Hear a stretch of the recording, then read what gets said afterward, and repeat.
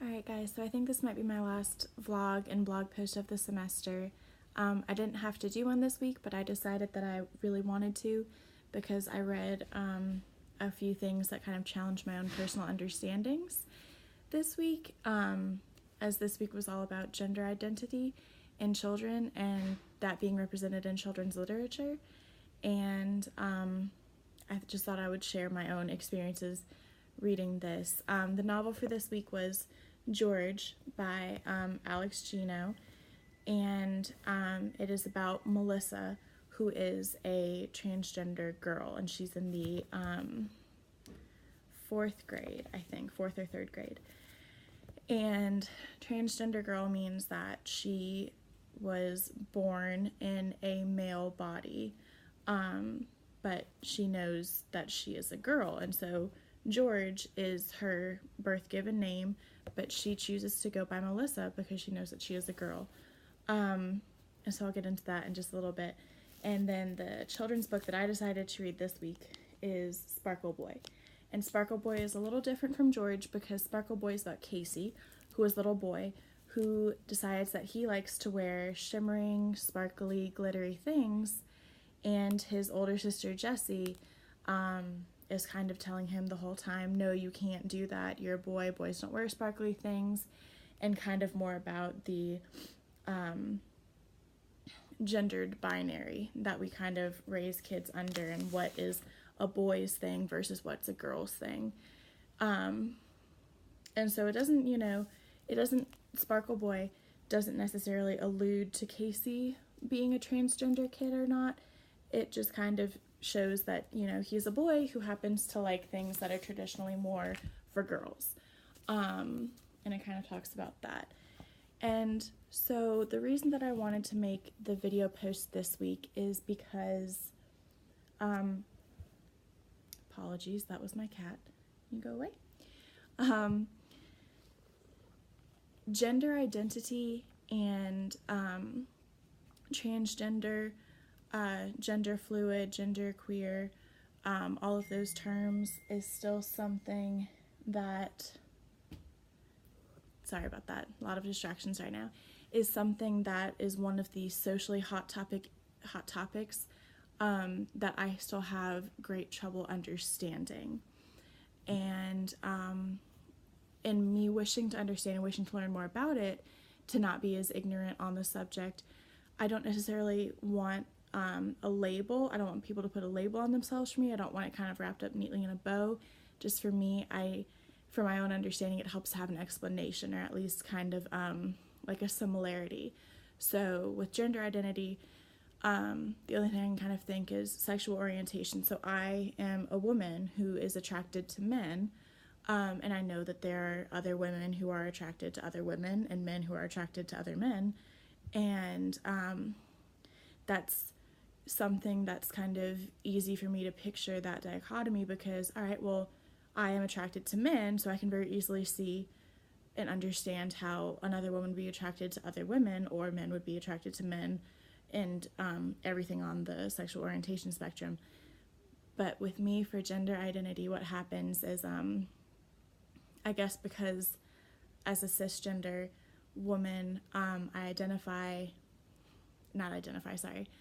am a girl, and that matches up with the gender that was assigned to me at birth. So I was born a female, and I am a girl, and so those match up. And so I guess the misunderstanding for me and what's hard to wrap my head around is in trying to understand someone being born in a woman's body, but they know in their heart that they are a man. Like they grew up knowing that they were a boy who happened to be in a woman's body. And so that's just something that I very much struggle with, and I try to be educated on the topic because I'm not saying it's not a thing. It's just, for me, a much more difficult topic than any of the ones that our children's literature has covered this semester to understand. And one of the biggest things for me when I kind of started to read George, and I saw that Melissa is in the fourth grade,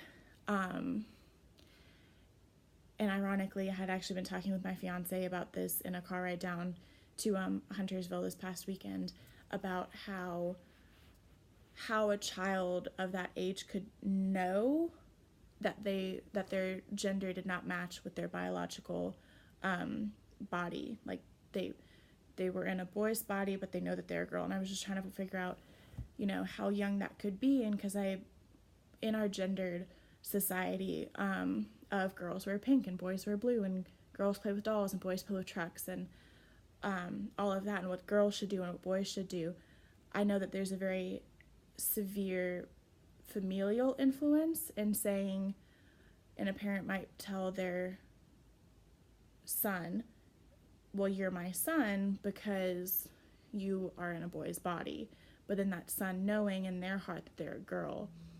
And so I guess my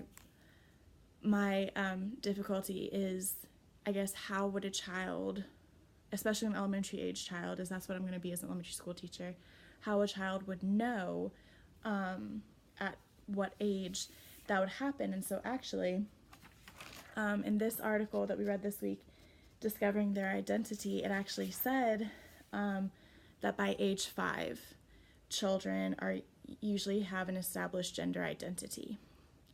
And again, that was really hard for me to wrap my head around, because I guess just thinking developmentally and thinking back to everything that I've learned about, the stages children go through from toddler to adolescence, kind of thinking, well, how could they possibly understand something so complex as gender at such a young age?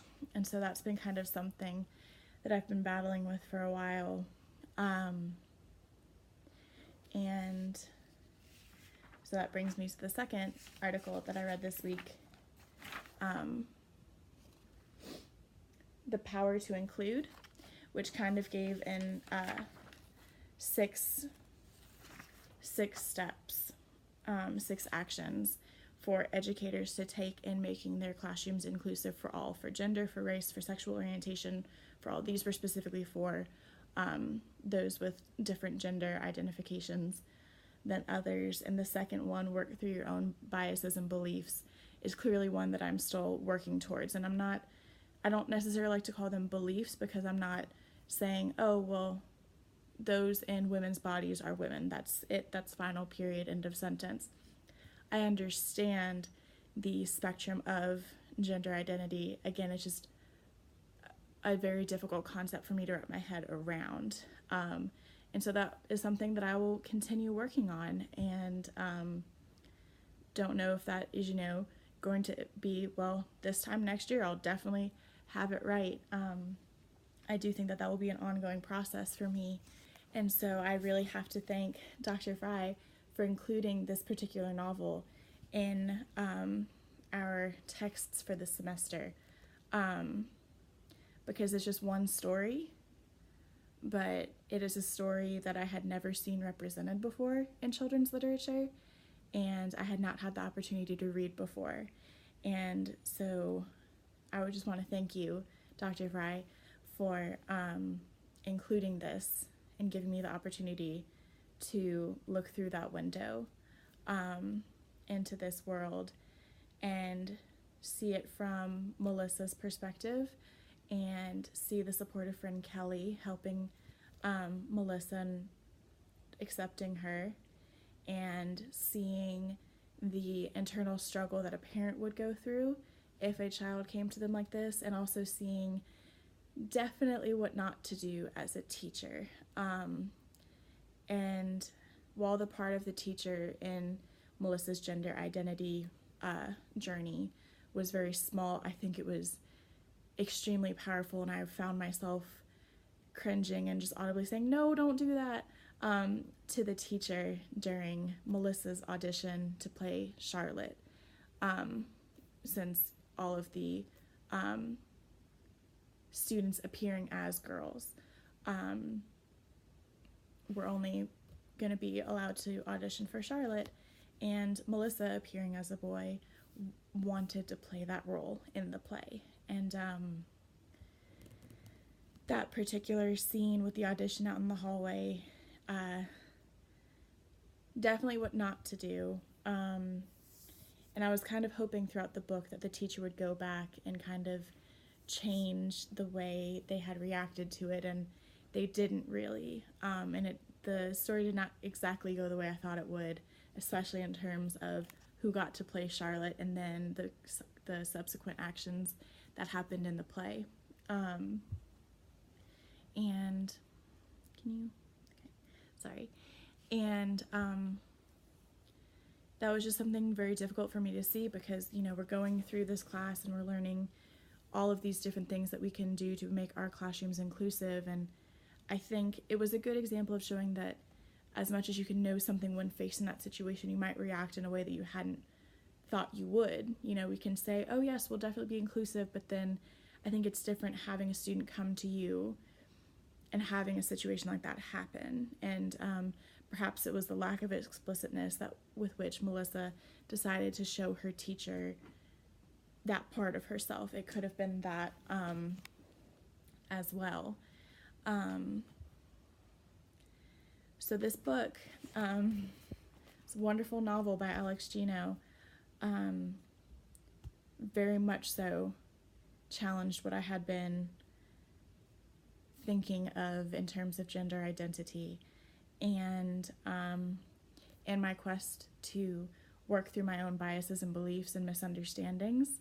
I really appreciate this as a starting point and as an entry point into that world, and to find more stories like Melissa's and to develop my own understanding and my own ways of being able to help the students in my class who may be gender nonconforming, or their gender identity might not match with their gender appearance to me.